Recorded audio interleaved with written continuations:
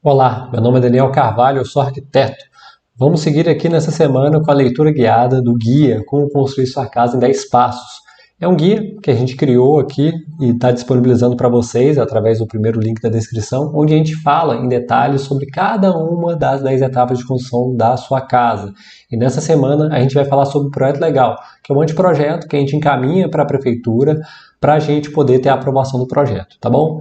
Vamos lá, então aqui a gente está no passo já de número 6, que é um anteprojeto, projeto legal, né, para aprovação da prefeitura e condomínio, né, quando for o caso.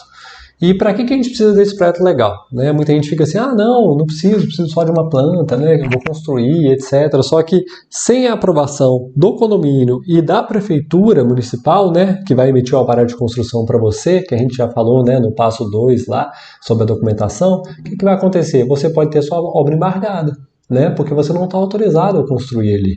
Então, a gente precisa receber essa autorização para poder dar início às obras, tá joia?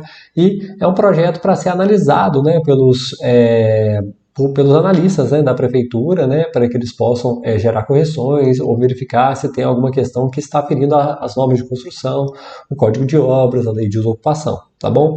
Então, o que a gente vai fazer? Né? A gente tem a fase anterior de estudo, né, que é aquele projeto em 3D, com imagens, estudo virtual, estudo de medidas, e a gente vai fazer o quê? A gente vai passar para a etapa onde a gente vai aprovar esse projeto inicialmente no condomínio fechado, quando é o caso, né, quando tem normas de construção, normalmente em relação a limites altimétricos e restrições maiores em relação a afastamentos. E assim que a gente tem o carimbo e a assinatura do condomínio, a gente vai encaminhar esse mesmo projeto para a prefeitura municipal, normalmente numa secretaria de planejamento ou numa secretaria de obras, onde os analistas vão poder verificar se o projeto está conforme a lei de desocupação do solo e o código de obras vigentes no município, tá bom? Então vamos lá. A gente tem aqui, né, a gente vai distribuir, né, de forma detalhada todos os cômodos, a gente vai ter as dimensões cotadas, a gente vai mostrar o respeito à taxa de ocupação, coeficiente de aproveitamento, área permeável, que é tudo isso que a gente não pavimentou no terreno, né, então é área permeável, onde, enfim, né, onde quando a chuva cai, né, a água pode ser absorvida ali, né, as áreas de iluminação e ventilação mínimas, né, exigidas para cada cômodo, o respeito às limitações de afastamentos, limites altimétricos, afastamentos laterais, frontais e tudo mais, né? Então, por que esses desenhos são tão importantes? Igual eu falei lá no começo, são esses desenhos que permitem a aprovação junto à prefeitura, né? E ao condomínio, quando é o caso.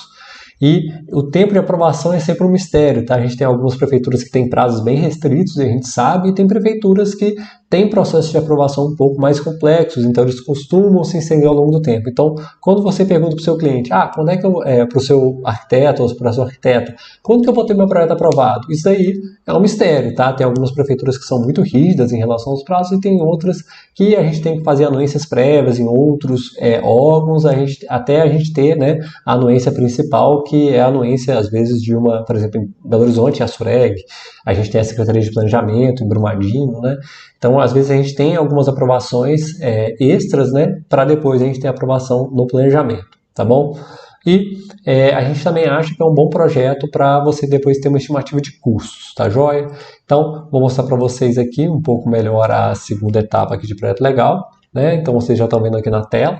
Então, como eu falei anteriormente, a aprovação na administração do condomínio para mostrar o respeito às normas de construção e na prefeitura municipal posteriormente, tá? Por que a gente aprova antes no condomínio? Tá? Uma dúvida que muita gente tem.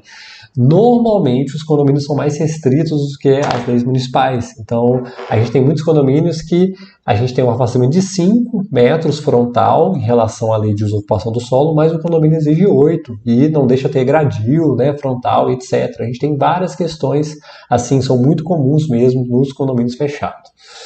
E aí, a gente tem um estudo, né, que é um 3D, e a gente transforma em plantas, cortes, fachadas e elevações, para demonstrar o respeito às normas de construção do condomínio e ao Código de Obras e outras leis vigentes na esfera municipal. Isso daqui é um projeto da Residência CB, estou mostrando aqui mais ou menos como é que é o projeto legal. Então a gente tem uma planta aqui de implantação, né, que a gente consegue ver a relação dessa casa com o terreno, com os afastamentos, onde estão os perfis transversais, os cortes, né, indicação. A gente tem uma memória de cálculo de áreas, né, para ver área permeável, área construída, toda a taxa de ocupação, né, então é de uma maneira que os analistas, né, possam verificar que está tudo correto, né, perfis longitudinal e transversal. Alguns condomínios não têm sistema de esgotamento sanitário, então a gente tem que ter a fossa séptica dimensionada, a planta de situação. Depois a gente vai para uma outra prancha, né, onde a gente vai ter a planta, né, do primeiro pavimento toda cotada, a planta do mezanino também, né, toda cotada aqui.